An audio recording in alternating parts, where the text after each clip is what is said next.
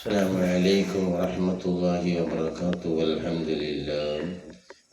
لله رب العالمين والصلاة والسلام على رسول الله وعلى آله وصحبه أجمعين أما بعد ഏറ്റവും സ്നേഹനിധികളായ എൻ്റെ പ്രേക്ഷകരെ സഹോദര സഹോദരിമാരെ വാത്സല്യനിധികളായ എൻ്റെ വിദ്യാർത്ഥിനികളെ ഇന്നത്തെ നമ്മുടെ മഹത്തായ ചർച്ചാ വിഷയം ഈ കാണുന്ന മഹത്തായ ശ്മശാനം നമ്മൾക്ക് നൽകുന്ന പാഠം എന്താണ് എന്ന്.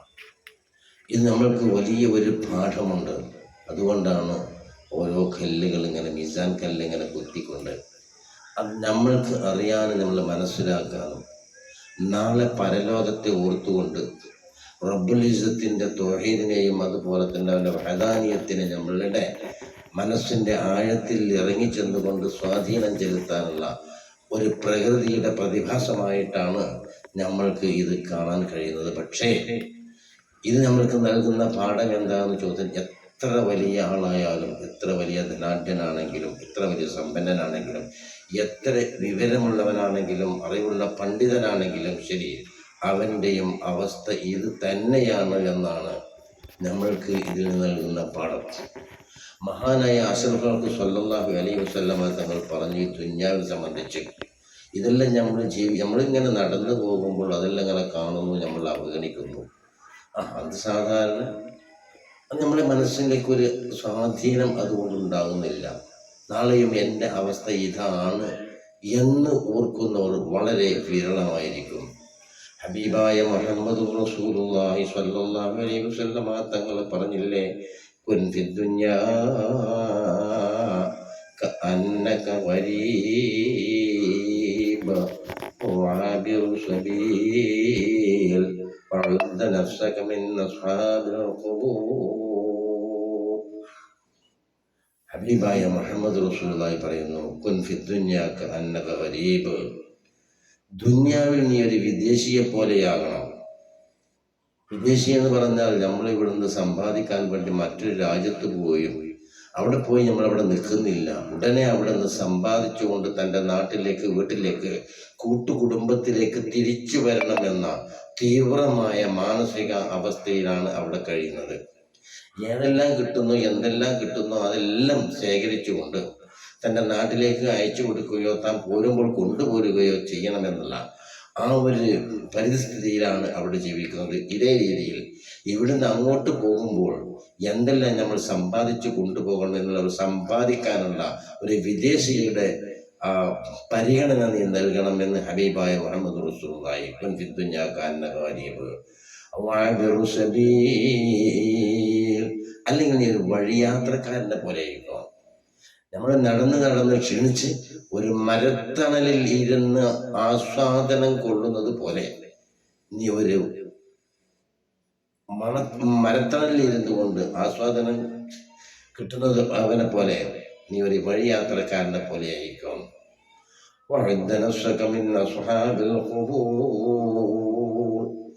ഈ കബറാളികളുടെ കൂട്ടത്തിൽ നിന്റെ ശരീരത്തിൽ നീ കണക്കാക്കണം. وعد نفسك من أصحاب القبور, ഈ കാണുന്ന ശ്മശാനത്തിലുണ്ടല്ലോ അതിലേക്ക് നിന്റെ ശരീരത്തെ നീ കണക്കാക്കിക്കോ. കുറച്ചൊക്കെ ഈമാൻ കൂടും. സുഹൃത്തുക്കളെ, അവിടെ ഒരു മനുഷ്യൻ വെള്ളത്തിൽ മുങ്ങി താഴ്ന്ന് ഒരു പിടിക്കാറ് കിട്ടിയെങ്കിൽ എന്ന് വിചാരിച്ചുകൊണ്ട് നിൽക്കുന്ന ഒരു സന്ദർഭമാണ് നാളെ ബർസഖിയായി ജീവിതത്തിൽ മരിച്ചുപോയ ആളുകളുടെ അവസ്ഥ. പല ആളുകളും പറയും, ആ ഖബർ മാന്തി വെക്കുമ്പോൾ അതിലൊന്നും കാണാതല്ലോ. ചില ഖബറിലൊക്കെ ചില മണ്ണുകളുണ്ടാവും, ചില ഖബറിലൊക്കെ ഒന്നോ രണ്ടോ എല്ലുകളുണ്ടാവും. പിന്നെ എങ്ങനെയാണ് ആ ഖബറാളികളൊക്കെ നമ്മളോട് ചോദിക്കുകയും നമ്മളോട് പറയുന്നു,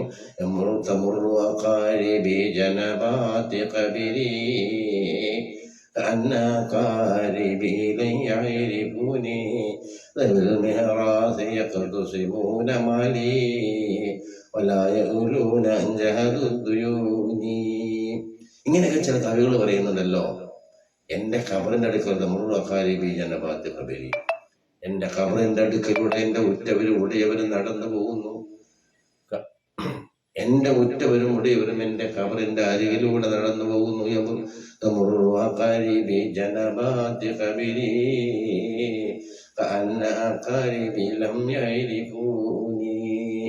അവർ ഒന്നും തന്നെ എന്നെ അറിയാത്തതുപോലെ പെരുമാറുന്നു. എൻ്റെ സമ്പാദ്യങ്ങളൊക്കെ അവർ ഉപയോഗിച്ചെടുത്തു, അവരെല്ലാം ഭാഗിച്ചെടുത്തു. എൻ്റെ കടങ്ങളെല്ലാം, എനിക്കുള്ള കടങ്ങളെല്ലാം അവർ അവഗണിച്ചു പോയി. അതുവരെ അവർ മറന്നുപോയി എന്ന് കബറാളികൾ വിളിച്ചു പറയുമെന്ന് ചില ഗദ്യങ്ങളിലൂടെ നമ്മൾക്ക് കാണാൻ കഴിഞ്ഞെങ്കിൽ സുഹൃത്തുക്കളെ, ബർസഖിയായ ജീവിതത്തിന്റെ അവസ്ഥ വിശദീകരിച്ചതാണ്. ബർസഖിയായ ജീവിതമാണ്. അവിടെ ഖബറ് വാങ്ങി നോക്കുമ്പോൾ അതിൽ കാണാനില്ല, എല്ലില്ല, മണ്ണാണ്, അല്ലെങ്കിൽ ഒന്ന് രണ്ട് എല്ല് കിട്ടി എന്നതുകൊണ്ട് ആ മനുഷ്യൻ നശിച്ചു എന്ന് നമ്മൾ ആരും വിചാരിക്കണ്ട. ആ ബർസഖിയായ ജീവിതത്തിന്റെ ഒരു അവസ്ഥയാണ് പറഞ്ഞത്.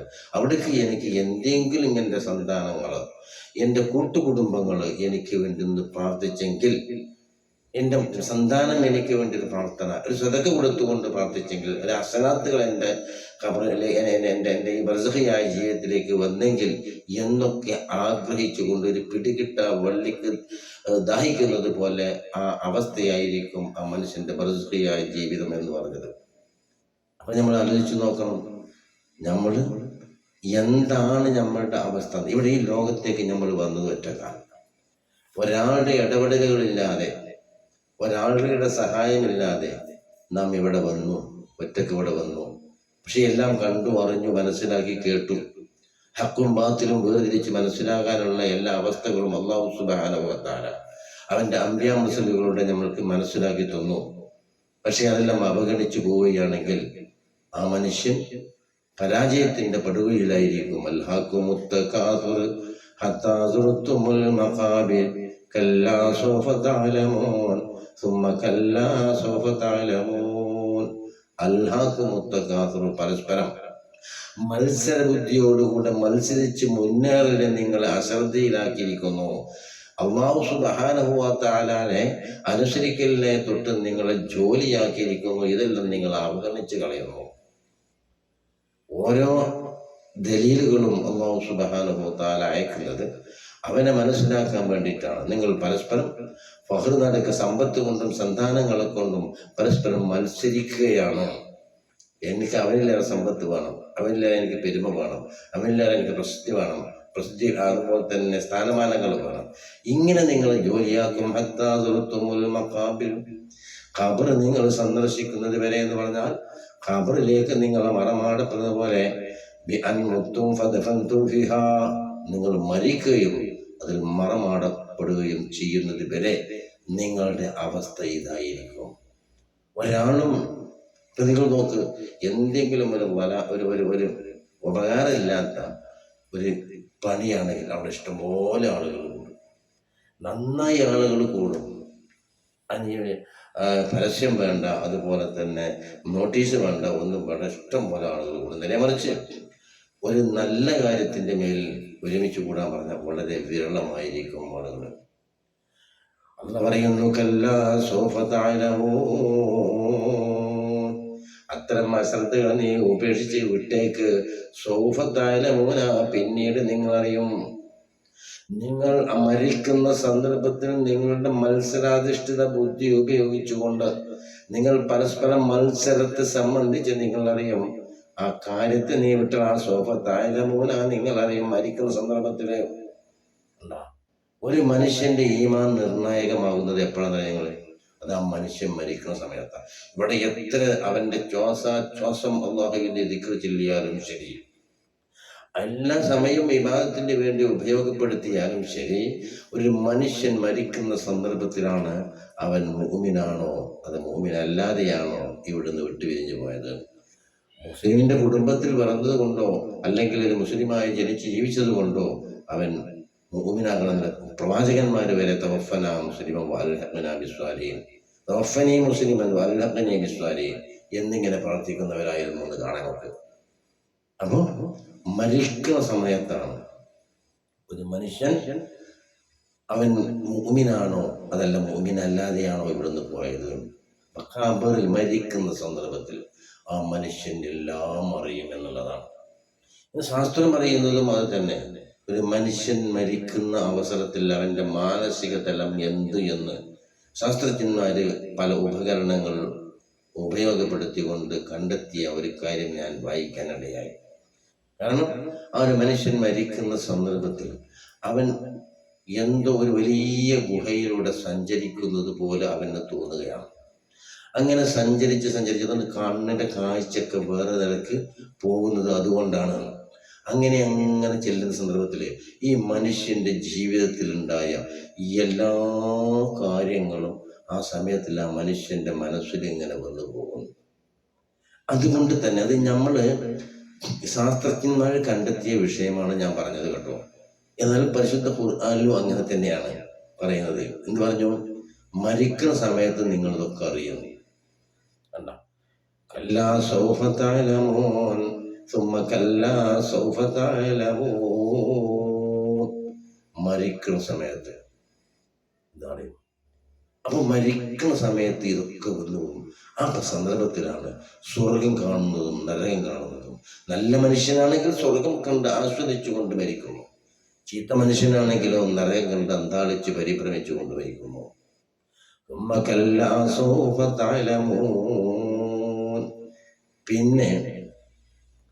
പിന്നീട് നിങ്ങൾ ഖബറിൽ വെച്ചുകൊണ്ട് മറിയുമെന്നാണ് ഇതിന്റെ മുഫസ്സിറുകളൊക്കെ തഫ്സീർ കൊടുത്തിട്ടുള്ളത്. സുമ്മ കല്ല സൗഫ തഅലമൂൻ, പിന്നീട് നിങ്ങൾ അറിയും ഖബറിൽ വെച്ച്. കല്ല ഹഖൻ ലൗ തഅലമൂന ഇൽമൽ യഖീൻ, യഥാർത്ഥമായി ലൗ തഅലമൂന നിങ്ങൾ അറിയുകയാണെങ്കിൽ, നിങ്ങളുടെ പരസ്പര മത്സരാധിഷ്ഠിത ബുദ്ധിയുമായി കൊണ്ട് നിങ്ങൾ മുന്നേറുന്ന ആ ഒരു വിഷയത്തിൽ യഥാർത്ഥത്തിലുള്ള യഖീനുള്ള ഉറപ്പായ ഇൽമ നിങ്ങൾ അറിയുകയാണെങ്കിൽ ലതറവുന്നൽ ജഹീമ, തീർച്ചയായും നിങ്ങൾ നരകം കാണുക തന്നെ ചെയ്യും. അല്ലാഹുവിന്റെ ഗൗരവമേറിയ നരകം നിങ്ങൾ കാണും. കല്ല ഹഖൻ ലൗ തഅലമൂന ആഖിബത്തു തഫാഖുർ, നിങ്ങൾ പരസ്പരം മത്സരാധിഷ്ഠിതമായി മുന്നേറുന്ന കാര്യങ്ങൾ അതിൻ്റെ അവസാനം നിങ്ങൾ അറിയുകയാണെങ്കിൽ, ഇൽമുൽ യഖീൻ ഉറപ്പായിക്കൊണ്ടുള്ള ഇൽമ് എന്ന് പറഞ്ഞാൽ ഇൽമ് രണ്ട് തലത്തിലാണ്. ഒന്ന് ഇൽമുൽ യഖീൻ, മറ്റൊന്ന് ഐനുൽ യഖീൻ. ഇങ്ങനെയാണ് ഇൽമുൽ യഖീൻ, ഐനുൽ യഖീൻ, രണ്ട് ഇൽമുണ്ട്. ഇൽമുൽ യഖീൻ എന്ന് പറഞ്ഞാൽ നമ്മൾ ഉറപ്പിക്കുന്ന അല്ലാഹു സുബ്ഹാനഹു തആലയെ സംബന്ധിച്ച് ഇതുപോലെ ഇൽമുൽ യഖീൻ, ഖബർ, അതുപോലെ തന്നെ നമ്മളെ വരാനിരിക്കുന്ന ലോകത്തിന്റെ ജീവിതം, ബർസഖിയായ ജീവിതം, ആഖിറത്തിന്റെ ജീവിതം, ഹിസാബ്, അതുപോലെ തന്നെ സ്വർഗ്ഗ നരകം, ഇതൊക്കെ യഖീനുള്ള നമ്മളുടെ ഉറപ്പായ നമ്മളുടെ ഇൽമ. ഉദാഹരണം പറഞ്ഞാൽ മക്കയിൽ കായബമുണ്ട് എന്ന് പറയുമ്പോൾ അത് കാണാത്ത ആളുകളും അങ്ങനെ ഒന്നുണ്ട് എന്ന് വിശ്വസിക്കും അല്ലേ? കായബ എന്ന് പറഞ്ഞൊന്നുണ്ട് എന്ന് വിശ്വസിക്കുമല്ലോ, കണ്ടവര് പറയാ. അതുപോലെ മഹാനായ സ്വല്ലല്ലാഹു അലൈഹി വസല്ലം തങ്ങൾ സ്വർഗവും നരകവും കണ്ട ഇൽമാണുള്ളത്. അള്ളാഹുമായി മുനാജത്ത് നടത്തിയ ഇൽമാണ് നബി സല്ലല്ലാഹു അലൈഹി വസല്ലം തങ്ങൾക്കുള്ളത്. അതുകൊണ്ട് നബി തങ്ങൾ പറഞ്ഞു തന്നത് നമ്മൾ വളരെ ദൃഢനിശ്ചയമായി കൊണ്ട് നമ്മൾ ഉൾക്കൊള്ളുകയാണെങ്കിൽ അതിനാണ് ഇൽമുൽ യഖീൻ എന്ന് പറഞ്ഞത്.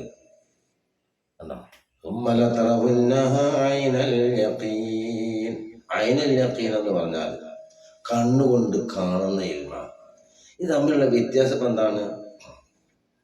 ഇൽമുൽ യഖീൻ എന്ന് പറഞ്ഞപ്പോൾ ഇദ്റാഖു ശൈഇൻ മിൻ ഗൈരി മുശാഹദത്തിനാണ്. നമ്മൾ നേരെ കണ്ടുകൊണ്ട് കാണാതെ നമ്മൾ മനസ്സിൽ വിചാരിച്ച് ഉറപ്പിക്കുന്നതിനാണ് ഇൽമുൽ യഖീൻ എന്ന് പറയാം. ഐനുൽ യഖീൻ എന്ന് പറഞ്ഞാൽ കണ്ണുകൊണ്ട് കാണും. കഅബണ്ട് നമ്മൾ ഇവിടുന്ന് പറഞ്ഞ് കേട്ട് ഉറപ്പിച്ചു. അവിടെ ചെന്ന് കണ്ണുകൊണ്ട് കാണുന്ന ഒരു അറിവുണ്ടല്ലോ, അതാണ് ഐനുൽ യഖീൻ. ഇതൊക്കെ പറഞ്ഞിട്ട് പറയാണ്, ഇതൊക്കെ അള്ളാഹ് പറയാണ്, നിങ്ങൾ ഇങ്ങനെയാണെങ്കിൽ ഇവയൊക്കെ നിങ്ങൾ അറിയുകയാണെങ്കിൽ നിങ്ങൾ ഒന്നും തന്നെ ഈ പരസ്പര മത്സരാധിഷ്ഠിത ബുദ്ധിയുമായി കൊണ്ട് നിങ്ങൾ ദുനിയാവിൽ ജീവിക്കുകയില്ല.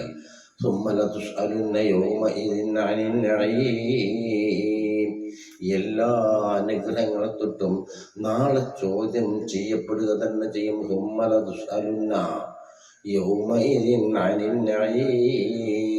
ഒരുപാട് അനുഗ്രഹങ്ങൾ റബ്ബുൽ ഇസ്സത്ത് ഈ ലോകത്ത് നൽകിയിട്ടുണ്ടെങ്കിൽ അതിനെ സംബന്ധിച്ച് നിങ്ങൾ ചോദ്യം ചെയ്യപ്പെടുക തന്നെ ചെയ്യും. നബി സല്ലല്ലാഹു അലൈഹി വസല്ലം തങ്ങൾക്ക് ഭക്ഷണം ഒരുക്കി കൊടുത്തു. ആ ഭക്ഷണം കഴിച്ചിട്ട് നബി സല്ലല്ലാഹു അലൈഹി വസല്ലം തങ്ങൾക്ക് സഹാബത്തിന് പഠിപ്പിച്ചു കൊടുത്തു. സുമ്മ ലതുസ്അലുന്ന യൗമഇദിൻ അനിൻ നഈം. ഈ ഭക്ഷണം കഴിച്ചതിൻ്റെ രുചി അബൂൽ ഹൈസമിൽ അൻസാരി റളിയല്ലാഹു അൻഹു കൊടുത്ത ഭവനം, തോട്ടം, നമ്മൾക്ക് അല്ലാഹു തആല എന്തെല്ലാം അനുഗ്രഹങ്ങൾ നൽകിയോ അത് സംബന്ധിച്ച് എല്ലാം സ്വഹാബ നാളെ ചോദ്യം ചെയ്യപ്പെടുക തന്നെ ചെയ്യും. വിശന്ന് വലഞ്ഞ് ബുദ്ധിമുട്ടായി പ്രയാസത്തിലായി അല്പം ഭക്ഷണം കിട്ടിയപ്പോൾ അത് കഴിച്ചുകൊണ്ടിരിക്കുമ്പോൾ നബി സല്ലല്ലാഹു അലൈഹി വസല്ലം തങ്ങൾ ഒരു ഇൽമു പറഞ്ഞു കൊടുക്കുകയാണ്. സുമ്മ ലതുസ്അലുന്ന യൗമഇദിൻ അനിൻ നഈം. വിശന്ന് വലഞ്ഞ് സമയമല്ലാത്ത അസമയത്ത് ബഹുമാനപ്പെട്ട അസ്ഹറു സല്ലല്ലാഹു അലൈഹി വസല്ലം തങ്ങൾ പള്ളിയിൽ വന്നു. സിദ്ദീഖ് റളിയല്ലാഹു അൻഹു വന്നു. അതുപോലെ മഹാനായ ഉമർ ഫാറൂഖ് റളിയല്ലാഹു അൻഹു വന്നു. മൂന്നാളും വന്നത് വിശപ്പ് സഹിക്കാൻ കഴിയാതെ നിസ്കാരത്തിന്റെ സമയങ്ങളോ അതല്ലാത്ത ഇബാദത്തിന്റെ അസമയമല്ലാത്ത സമയത്ത് വന്നപ്പോൾ പരസ്പരം പറഞ്ഞപ്പോൾ ഇവർ മൂന്നാളും വന്നത് എന്താണ്? വിശന്നിട്ട് അങ്ങേയറ്റത്തെ പ്രയാസത്തിലായിട്ട് വന്നതാണ്. ഇങ്ങനെ ബഹുമാനപ്പെട്ട അബൂൽ ഹൈസമിൽ അൻസാരി റളിയല്ലാഹു അൻഹുവിനെ സമീപിച്ചു. അദ്ദേഹം നബിക്ക് ഭക്ഷണം കൊടുത്ത് ഒരുപാട് കാര്യങ്ങൾ വിശദീകരിക്കാണ്ട് ഞാൻ വീഡിയോ നീണ്ടുപോകുമെന്ന് വിചാരിച്ച് വിശദീകരിക്കുന്നില്ല. നമ്മൾ അതിൻ്റെ കാര്യമായ കാതിൽ കിട്ടണം. അപ്പോൾ നബി സല്ലല്ലാഹു അലൈഹി വസല്ലം തങ്ങൾ കുറച്ച് കാര്യമൊക്കെ പഴുത്തതും പതുക്കെ പഴുപ്പായും നല്ല പഴുത്തത് കൊടുത്തു. നബിക്ക് നല്ല സൽക്കാരം നടത്തി. അപ്പം നബി സല്ലല്ലാഹു അലൈഹി വസല്ലം തങ്ങൾ ഓതി കൊടുത്തെന്ന് സുമ്മ ലതുസ്അലുന്ന യൗമഇദിൻ അനിൻ നഈം. സഹാബ നമ്മൾ വിശന്ന് ഉരിഞ്ഞ് പള്ളിയിൽ വന്നു, ഇവിടെ വന്നു. അബൂൽ ഹൈസമിൽ അൻസാരി റളിയല്ലാഹു അൻഹു നമ്മളെ സഹായിച്ചു, നമ്മൾക്ക് ഭക്ഷണം തന്നു, നമ്മൾക്ക് വിശപ്പടങ്ങി റാഹത്തായി. പക്ഷേ സുമ്മ ലതുസ്അലുന്ന യൗമഇദിൻ അനിൻ നഈം. ഈ അനുഗ്രഹങ്ങളെ തൊട്ട് നാളെ ചോദ്യം ചെയ്യപ്പെടുക തന്നെ ചെയ്യും. അല്ലാഹു സുബ്ഹാനഹു വ തആല അവനെ മനസ്സിലാക്കി അവൻ്റെ യഥാർത്ഥ തൗഹീദിൽ അടിയുറച്ച് വിശ്വസിച്ചുകൊണ്ട് ഈ ലോകത്തു നിന്ന് വിട പറയുമ്പോൾ ലാ ഇലാഹ ഇല്ലല്ലാഹ് ചൊല്ലി മരിക്കുന്ന മുത്തഖീങ്ങൾ നമ്മൾ ഉൾപ്പെടുത്തി തരട്ടെ. അല്ലാഹുവേ, ഞങ്ങളിൽ നിന്ന് വന്നുപോയ ചെറുതും വലുതുമായ എല്ലാ പാപങ്ങളും നീ വിട്ടുകൊടുത്ത് മാപ്പാക്കി തന്നെ റഹ്മാനെ. ഞങ്ങളിൽ നിന്ന് രോഗിണികളുമായ ഒരുപാട് ആളുകൾ രോഗശമനത്തിന് വേണ്ടി ദുആ ചെയ്യാൻ പറഞ്ഞിട്ടുണ്ട്. അവരുടെ ഓരോരുത്തരുടെയും ഹസ്ബുൻ അറിയുന്ന നാഥ, അവരുടെ ഞങ്ങളുടെയൊക്കെ ലോകത്തെ നീ ശിവ നൽകണേ റഹ്മാനെ. അല്ലാഹുവേ, ഞങ്ങളിൽ നിന്ന് മരിച്ചുപോയ നിരവധി ആളുകളുണ്ട്. അവർക്കെല്ലാം നീ മഗ്ഫിറത്തും മർഹമത്തും നൽകണേ റഹ്മാനെ. അല്ലാഹുവേ, അവരെയും ഞങ്ങളെയും നിന്റെ ജന്നാത്തുൽ ഫിർദൗസിൽ ഒരുമിച്ച് കൂട്ടി അനുഗ്രഹിക്കണേ നാഥ. ബിറഹ്മതിക യാ അർഹമർ റഹീമീൻ. അസ്സലാമു അലൈക്കും വറഹ്മത്തുള്ളാഹി വബറകാതുഹു.